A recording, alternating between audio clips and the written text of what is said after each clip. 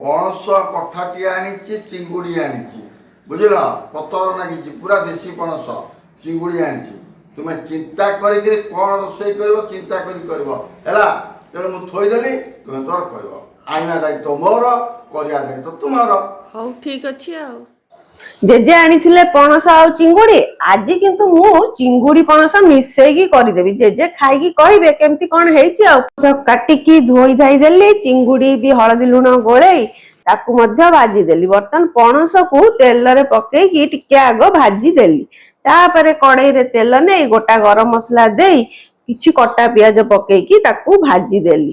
ତାପରେ ଭଜା ଭଜି ହେଇଗଲା ପରେ ତା ଦେହରେ ମୁଁ ଅଦା ରସୁଣ ପେଷ୍ଟ ମଧ୍ୟ ଦେଇଦେଲି।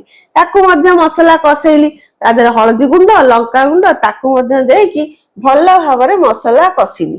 ଯେମିତି ମସଲା କଷିଲେ ତା ସ୍ମେଲଟା ଏତେ ରହିବ ନାହିଁ। ତାପରେ ମସଲା କଷିଗଲେ ଟମାଟୋ ବି ପକେଇ ଦେଇକି ତାକୁ କଷେଇଦେଲି। ପଣସ ଯୋଉ ଭାଜିକି ଥୋଇଥିଲି ତାକୁ ପକେଇଦେଲି। ତାକୁ ପକେଇକି ତାକୁ କଷେଇଲି। କିନ୍ତୁ ଏଥିରେ ମୁଁ ଆମର ଛୋଟ ଛୋଟ ଆଳୁ, ଯୋଉ ନାଲି ଆଳୁ ଆସେ, ମୁଁ ଏଇଟାକୁ ସିଝେଇକି ରଖିଥିଲି, ତାକୁ ମଧ୍ୟ ପକେଇଦେଲି। ତାକୁ ପକେଇକି କଷାକଷି କରି ଭଲ ଭାବରେ ତାପରେ କ'ଣ କଲି ନା ଲୁଣ ପକେଇଦେଲି। ସ୍ୱାଦ ଅନୁସାରେ ଆମର ଲୁଣ ପକେଇଦେଲି।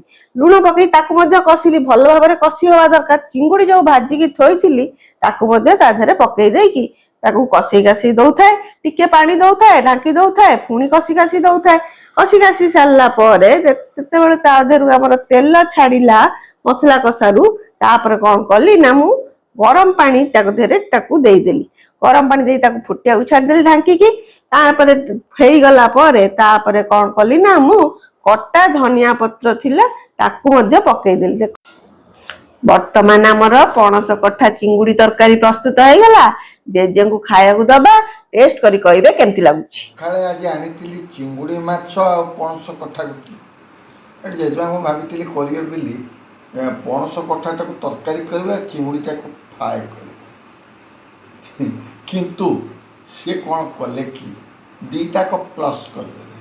ପ୍ଲସ୍ ମାନେ କହିଲେ ନାଇଁ, ମୁଁ ଚିଙ୍ଗୁଡ଼ି କଷା କରିବିନି କି ପଣସ କଠା ତରକାରୀ ଅଲଗା କରିବି ନାହିଁ। ଆଉ କେମିତି କ'ଣ କରିବ ନା ଆଜି ପଣସ କଠା ଆଉ ଚିଙ୍ଗୁଡ଼ିକି ତରକାରୀ କରିବି।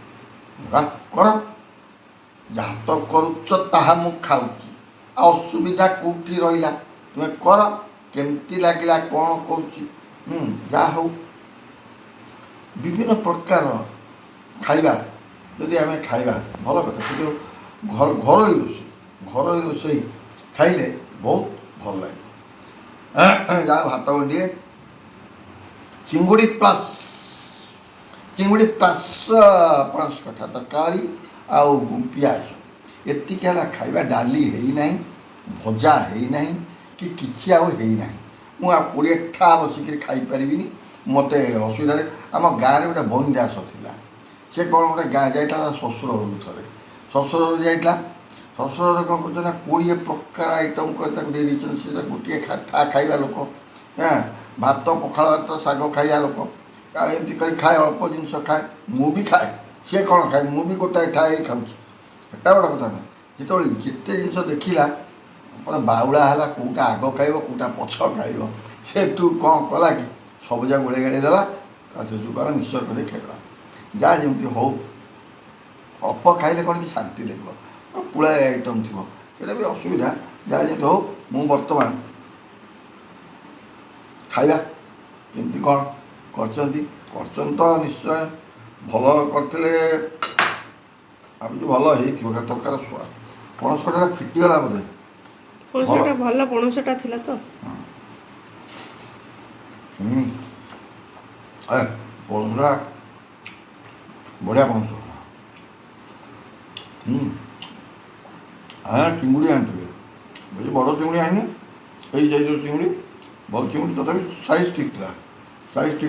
ଚିଙ୍ଗୁଡ଼ି ତାହା ଭଲ, ମାନେ କଷି ପଣସ କଠାଟିଏ। ଗୋଟେ ଚାଷୀ ଲୋକ ସବୁ ଆସୁଛନ୍ତି, ନେଇକି ଆସିଥିଲେ, ନେଇକି ଆସିଥିଲେ। ଯାହା ଯେମିତି ହଉ, ପକାଟା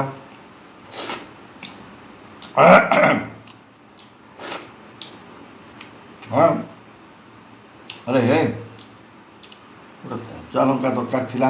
କଞ୍ଚା ଲଙ୍କା ଦିଅ। କାରଣ କଞ୍ଚା ଲଙ୍କାଟା ନ ଚକଟିଲେ ଭଲ ଲାଗିବନି ଖାଇବାକୁ। ବଢ଼ିଆ ହେଲା। କଞ୍ଚା ଲଙ୍କାଟା ଚକଟି ଦେବା। ତାର ଗୋଟେ ବାସ୍ନା ଅଲଗା। କଞ୍ଚା ଲଙ୍କାର ଗୋଟେ ବାସ୍ନା ଥାଏ। ମୁଁ ବେଶୀ ଚକଟିଲେ ଖାଇପାରିବିନି, ଅଳ୍ପ ଅଳ୍ପ ଚକଟିବି ଖାଇବି। ଜାଣିଛୁ